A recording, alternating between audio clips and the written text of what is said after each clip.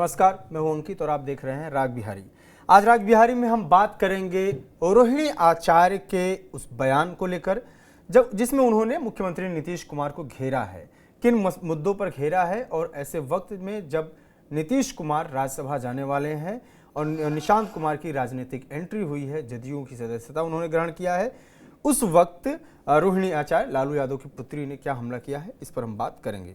साथ ही बात करेंगे आरके सिंह प्रधानमंत्री मोदी पर आक्रामक हैं, वो इस्तीफा मांग रहे हैं, बीजेपी के कद्दावर नेता रहे हैं, पूर्व नौकरशाह रहे हैं और अब वो खुलकर बीजेपी के खिलाफ बोल रहे हैं। क्यों बागी हुए हैं और क्या कुछ होने वाला है, इस पर बात करेंगे। साथ ही बात करेंगे कि बिहार में हर साल 4000 बच्चे गायब हो रहे हैं, ये बच्चे कहाँ जा रहे हैं, इस पर बात हम करेंगे। बात करने के लिए हमारे साथ हमारे executive editor Pankaj Kumar sir हैं। सर, पहला सवाल जो है वो यही है कि रोहिणी आचार्य जो कि परिवार से भी थोड़ा सा दूरी, काफ़ी ज़्यादा दूरी बना चुकी हैं, लेकिन उसके बावजूद एक बार फिर से कमेंट किया उन्होंने, पॉलिटिकल बयान उन्होंने दिया है, तो क्या कुछ इसके मायने हो, जरा वो समझाइए। देखिए, दरअसल ये तो सच बात है ना कि रोहिणी आचार्य पॉलिटिकल मुद्दे पर बोलती रही हैं, चाहे वो उनकी पार्टी के भीतर का मसला हो चाहे बाहर का मसला हो। उन्हें जब अपने परिवार के भीतर भी और ख़ास तौर पर आरजेडी के भीतर भी जब अपने भाई का विरोध करना था तो उन्होंने खुल कर के विरोध किया। जहाँ तक सवाल है कि रोहिणी आचार्य निशांत पर क्यों बोल रहे हैं, तो देखिए, निशांत कुमार का वेलकम कर रहे हैं और वेलकम इसलिए कर रहे हैं कि उन्हें उम्मीद है कि निशांत कुर्सी कुमार नहीं होंगे, अपने पिता की तरह नहीं होंगे। ये रोहिणी आचार्य के शब्द हैं। दरअसल एक बात आपको ध्यान में रखना होगा अंकित, कि कई बार लालू प्रसाद को इसलिए घेरा जाता था कि वो किस तरीके से राजनीति में परिवारवाद को बढ़ावा दे रहे हैं। सवाल यह है कि ये आरोप नीतीश कुमार भी तो लगाते ही थे ना, और नीतीश कुमार को लेकर के कहा जाता था कि उन पर कोई परिवारवाद का आरोप चस्पा नहीं कर सकता, उन पे कोई भ्रष्टाचार का आरोप चस्पा नहीं कर सकता। तो ठीक है, भ्रष्टाचार के अभी कोई मुकदमे उन पर दर्ज नहीं है, लेकिन अब परिवारवाद तो है ना भाई। अचानक आप अपने बेटे को ला करके वहां बिठा देते हैं जहां ना तो कभी जॉर्ज फर्नांडिस ने ऐसा किया, ना कभी शरद यादव ने ऐसा किया, ना ही कोई और नेता ऐसा कर पाया। भाई, एक के बाद दूसरा, दूसरे के बाद तीसरे नेता आते रहे ना कर्पूरी ठाकुर ऐसा कर पाए। तो जो आप कर्पूरी जी की बातों पर चलने का हवाला देते हैं, तो भाई लोग तो आपसे सवाल पूछेंगे कि आपने कैसे अपने बेटे को पार्टी का सिरमौर बना दिया। ये तो सवाल उठेगा। ये जो एक बड़ा ट्रम्प कार्ड माना जाता था नीतीश कुमार को लेकर के, वही नीतीश कुमार अब अपने बेटे को आगे बढ़ा रहे हैं, तो निश्चित तौर पर लोग सवाल तो करेंगे। अब एक काउंटर लॉजिक दिया जा सकता है कि भाई ये उनकी पार्टी के लोग चाहते थे। भाई, मैं जानता हूं कि कर्पूरी जी के सुपुत्र को भी लोग टिकट देना चाहते थे, उनके पुत्र उनके पार्टी के बड़े बड़े नेता देना चाहते थे। तो कर्पूरी ठाकुर ने उन नेताओं को जवाब दिया था कि हम जिस चीज को लेकर के इंदिरा गांधी को घेरते हैं, गांधी परिवार को घेरते हैं, तो भाई वही काम अगर हम करेंगे तो हम कैसे उन लोगों को घेरेंगे। और उन्होंने अपने जीते जी अपने बेटे को टिकट देने नहीं दिया। और आपको बता दें, हमने एक इंटरव्यू किया था, हमारे इंटरव्यू में समाजवादी परिवेश के बड़े नेता, आप कह लीजिए एक समय काफी बड़े नेता रामजीवन प्रसाद सिंह, लालू प्रसाद की सरकार में मंत्री भी रह चुके हैं और सांसद भी रह चुके हैं। तो सवाल यह उन्होंने कहा था कि भाई कैसे वो चाहते थे कि कर्पूरी ठाकुर जी के सुपुत्र को टिकट दिया जाए, लेकिन कर्पूरी जी को जब पता लगा तो उन्होंने फाइल फेंक दिया, अपनी नाराजगी जाहिर की, और नाराजगी जाहिर करते हुए उन्होंने बहुत कुछ कहा। तो दरअसल नीतीश कुमार जब तक निशांत पार्टी में नहीं आए थे तो एक बड़ा धड़ा कहता था ना कि जब तक नीतीश रिटायर नहीं होंगे तब तक निशांत की एंट्री नहीं होगी। एक लॉट तो कहता ही था। अब निशांत की एंट्री हो गई, तो निशांत की एंट्री हो गई तो नीतीश कुमार भी अपनी राजनीति की यात्रा के अंतिम दौर में उन्होंने भी वही परिवारवाद तो कर ही दिया। तो परिवारवाद जब कर दिया उन्होंने, तो लोग तो ये सवाल उठाएंगे, और रोहिणी सवाल उठा रही हैं, तो इसमें गलत क्या है? क्योंकि रोहिणी को याद आ रहा है कि कैसे उनके पिता लालू प्रसाद पर परिवारवाद का आरोप चस्पा होता रहा है, कैसे उनके परिवार पर परिवारवाद का आरोप चस्पा होता रहा है। इसलिए रोहिणी कह रही हैं कि पर उपदेश कुशल बहु तेरे। ये दूसरे को उपदेश देना कितना आसान होता है, लेकिन जब खुद पर बात आती है तो आदमी वही करता है। तो वो कह रही हैं कि नीतीश चाचा, आज तक आपने सब कुछ किया जिससे कि आप कुर्सी से चिपके रहिए, लेकिन फाइनली आपने भी वही किया। तो आज तक आप हमारे पूज्य पिताश्री को भला बुरा कह रहे थे परिवारवाद के मसले पर, वो सिर्फ खोखली बातें थी।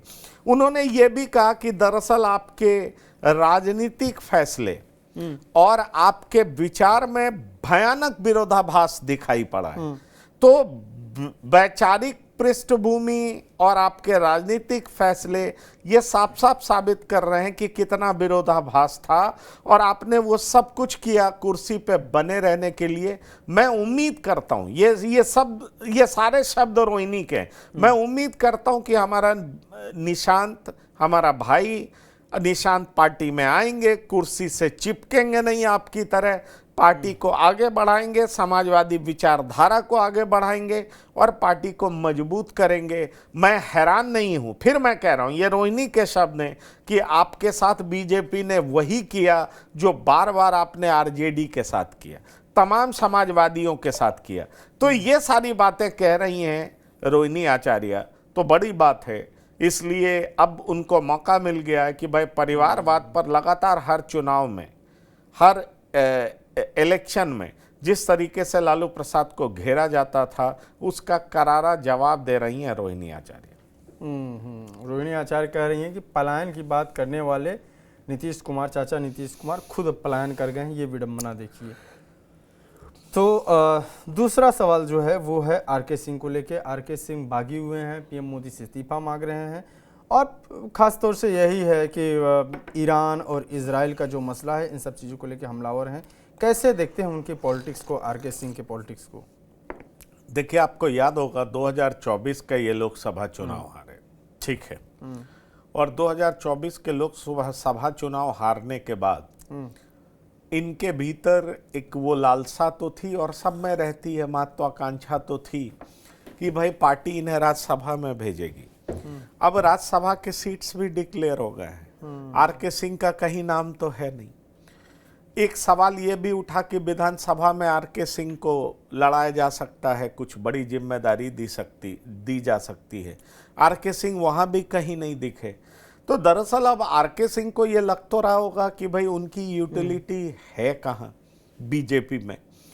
और आपको याद होगा लोकसभा चुनाव के बाद ही मैंने एक प्रोग्राम किया था और मैंने कहा था कि आरके सिंह लंबे समय तक बीजेपी में नहीं रहने जा रहे हैं। आरके सिंह खफा हैं, क्योंकि 1-to-1 मीटिंग में आरके सिंह कई लोगों के सामने अपनी बातों को रखते थे, नाराजगी रखते थे। देखिए, मैं फिर कह रहा हूं कि आरके सिंह ने बहुत अच्छा काम किया था अपने कंस्टिट्यूएंसी में, लेकिन लोगों ने नहीं जिताया। अब नहीं जिताया, उसकी वजह वो कई लोगों को मानते हैं। आपको ध्यान होगा पवन सिंह काराकाट से चुनाव लड़ गए, उसके बाद उपेंद्र कुशवाहा ने भी आरोप लगाया कि पवन सिंह को खड़ा करके उन्हें हराया गया।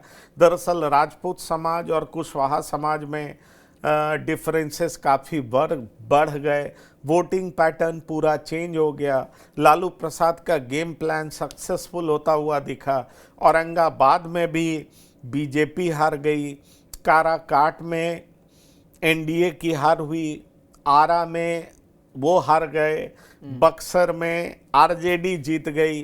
तो ये सारा इफेक्ट दिखा था कि कैसे लालू प्रसाद माइक बनाने में कामयाब रहे थे। कुशवाहा समाज का एक बड़ा वर्ग जो है वो महागठबंधन को वोट कर रहा था।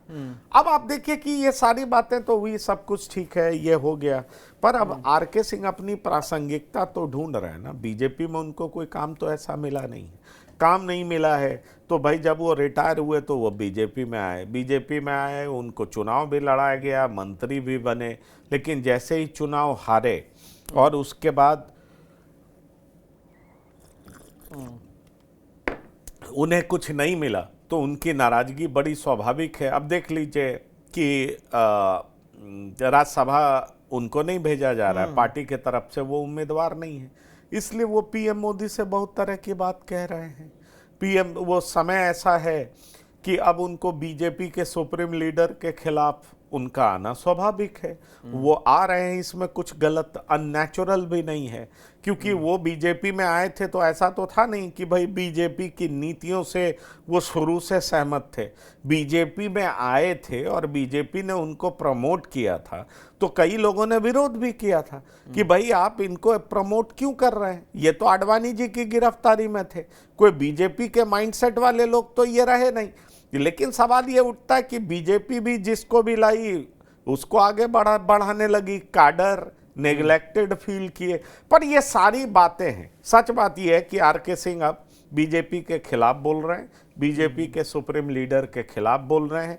देखिए अगला कदम क्या होगा, क्योंकि बीजेपी उनकी बातों पर रिएक्ट नहीं कर रही है। पर आर.के. सिंह ने कई सारे ऐसे इंडिकेशंस दिए हैं जो बीजेपी के जो पॉलिटिकल लाइंस हैं उसके बिल्कुल विरोध में भी है। और मुझे लगता है कि आर.के. सिंह जैसे काबिल व्यक्ति को, जो कि होम सेक्रेटरी तक रहे हैं, उनको कहीं ना कहीं जगह मिल भी जाएगा पॉलिटिक्स में। इसलिए तो आर.के. सिंह आए नहीं है कि एक कार्यकर्ता बनकर के वो सेवा करते रहेंगे जनता की। पद की लालसा तो उनमें भी है। अगर बीजेपी में पद की लालसा पूरी नहीं होगी तो वो अटैक करेंगे ही, और उनके अटैक करने का मतलब बहुत साफ समझ में आता है कि अब वो बीजेपी छोड़ने का मन बना चुके हैं। चुनाव के से पहले कुछ उनके बयान वायरल हो रहे थे जिसमें वो राजपूतों को संगठित होने की बात कर रहे थे और तमाम तरीके के बयान दे रहे थे उससे पहले ही। तो उसी वक्त ये समझ में आ गया था कि अब इनको टिकट विकट मिलता दिख नहीं रहा है और लग रहा है कि ये अलग होंगे। हालांकि चुनाव के वक्त उतना असर पड़ा भी नहीं। पवन सिंह का असर कितना ज्यादा था और राजपूतों में इनका क्या लार्ज लेवल पे बिहार में असर है कुछ? देखिए एक बात आप समझिए, ये जो पवन सिंह गायक हैं, लोकप्रिय हैं, पॉपुलर हैं, और पवन सिंह सिर्फ राजपूतों में ही पॉपुलर नहीं है, हर जाति में पॉपुलर है और उनके गाने लोग सुनते हैं। और जहाँ तक अगर आप बिहार में, क्योंकि हर सक्सेसफुल आदमी को जाति से भी बिहार में जोड़ा जाता है, तो पवन सिंह मुझे लगता है राजपूत समाज में ज़्यादा लोकप्रिय है। इस बात को भी आप समझ लीजिए। बड़ा सवाल यह है कि जितने आप इन ब्यूरोक्रेट्स को देखते हैं या बड़े घर के जो कई सारे ऐसे लोग होते हैं, वो अपने आप को जाति से तब जोड़ लेते हैं जब उनको जरूरत पड़ती है। उनसे ये सवाल जरूर पूछा जाना चाहिए कि इससे पहले आपने जाति के आम लोगों के लिए किया क्या है। एक्चुअली उनका जो सेंस ऑफ इंटाइटलमेंट इतना तगड़ा होता है कि उन्हें लगता है कि वो बड़े पद पे रहे हैं और इस जाति में पैदा लेकर के उन्होंने इस जाति के साथ, जाति के ऊपर एहसान किया। इस बात को आप समझिए। और ये सिर्फ एक जाति में नहीं है, कई सारी ऐसी जाति में भी। तो उनसे ये सवाल जरूर पूछा जाना चाहिए कि आपके भीतर का जो सेंस ऑफ इंटाइटलमेंट है वो क्यों है। आपने, चलिए ठीक है, लालू प्रसाद को यादव वोट देते हैं तो अरे भाई लालू प्रसाद के समय में कई सारे यादव जो कि पता नहीं छोटा छोटा काम करते थे वो एमपी बन गए, वो मंत्री बन गए, तो वो क्यों नहीं दीवाने होंगे। इस बात को आप समझिए। लालू प्रसाद के समय में यादव समाज का अपलिफ्टमेंट हुआ, इस बात से कोई इनकार नहीं कर सकता। ओबीसी को एक आवाज मिली, बिहार में पॉलिटिकल डायरेक्शन बदला। बहुत सारा नेगेटिव चीजें भी हैं लेकिन बहुत सारी पॉजिटिव चीजें भी। पर अगर आप बात करेंगे कि ये सारे लोग जब खुद चुनाव लड़ जाते हैं, मंत्री बन जाते हैं, तब तक इनको अपना समाज याद नहीं आता है। लेकिन जैसे ही चुनाव हार जाएंगे उसके बाद कहेंगे मेरे जाति के लोग संगठित हो जाओ।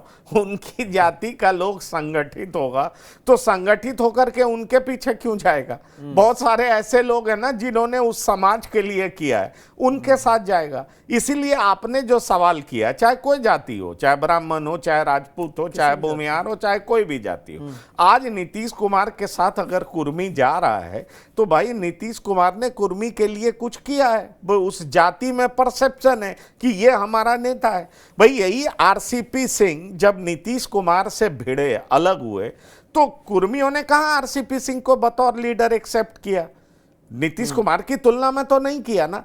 तो ये लोगों के बीच आपका एक्सेप्टेंस कैसा है वो भी तो देखना पड़ेगा, वो भी तो बहुत जरूरी है। इसलिए जो ये आपने सवाल किया है, देखिए लोग इस बात का बेहतर आकलन कर लेते हैं कि कौन सा लीडर हमारे लिए क्या कुछ किया है और उस हिसाब से उसको अपना नेता चुनता है। इसलिए और ख़ास तौर पर अपर कास्ट का एक लीडर होना बहुत मुश्किल काम है, इस बात को आप जान लीजिए। अपर कास्ट के किसी जाति का कोई एक लीडर हो यह संभव नहीं है। ये पिछले कुछ सालों में तो हमने नहीं देखा। अगर आप राजपूत की भी बात करें, आप आनंद मोहन सिंह से मिलिए, वो कहेंगे मैं नेता हूं। आप कई और सारे लोगों से मिलिए, आजकल पवन सिंह घूम रहे हैं, पवन सिंह को लगता है कि राजपूत हमारे साथ हैं। आर.के. सिंह को लगता होगा कि राजपूत मेरे कहने पर, क्योंकि मैं होम सेक्रेटरी रहा हूं, इसलिए मेरे कहने पर मेरे साथ हो जाएंगे। अब देख लीजिए, सत्येंद्र नारायण सिन्हा थे, उनके सुपुत्र निखिल कुमार भी राजनीति में रहे, कभी उनका राजनीतिक वर्चस्व होता था, उनके समाज में उनकी बड़ी पकड़ थी। अब वो पकड़ उस परिवार का भी कायम नहीं रह पाया। तो ऐसे कई सारे लोग हैं जिनका नाम आप लेंगे तो आपको पता लग जाएगा कि उनके पीछे पूरा समाज खड़ा नहीं है। ठीक है, इसलिए इस तरह की बात करना मुझे लगता है कि ये एक पॉलिटिकल गिमिक है। कामयाब हो गया तो ठीक है, नहीं हुआ तो जो स्थिति है वो आप देख ही रहे। अब अगले सवाल पे आते हैं। NCRB national crime report bureau का एक रिपोर्ट आया है। इस रिपोर्ट में जो ताज़ा आंकड़े आए हैं 2023 के हैं, उसमें भी तेलंगाना, महाराष्ट्र और उड़ीसा के बाद बिहार मानव तस्करी में सबसे अधिक मामले दर्ज हुए हैं। और इसमें सबसे आश्चर्य की बात यह है कि बच्चे जो हैं 3 से 4 हज़ार हर साल बच्चे गायब हो जा रहे हैं। ये बच्चे कहाँ जा रहे हैं? और ये तो गायब होने वाली संख्या है, मामले दर्ज हो रहे हैं बहुत ज़्यादा, 10,000 प्लस मामले दर्ज हो रहे हैं। तो क्या कहाँ जा रहे हैं बच्चे ये सब? देखिए, ये मानव तस्करी हो रहा है और ये बहुत बड़ा गंभीर मसला है। इस बात को समझना बहुत ज़रूरी है कि आखिरकार अगर बिहार जैसे प्रदेश से 4,000 बच्चे गायब होकर के कहाँ जा रहे हैं। अब बिहार के लोगों को भी इस बात को लेकर के बड़ा ही जागरूक होना पड़ेगा कि वो इसकी चिंता छोड़ दें कि किसका बेटा मुख्यमंत्री होगा, किसका बेटा गृह मंत्री होगा।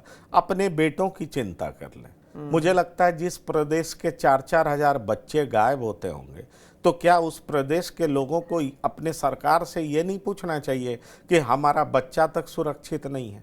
रोजगार देने की बात तो दूर की है, तुमने हमारे बच्चे को अभी तक सुरक्षित लौटाया क्यों नहीं है? क्या पुलिसिंग, लॉ एंड ऑर्डर का मसला नहीं है?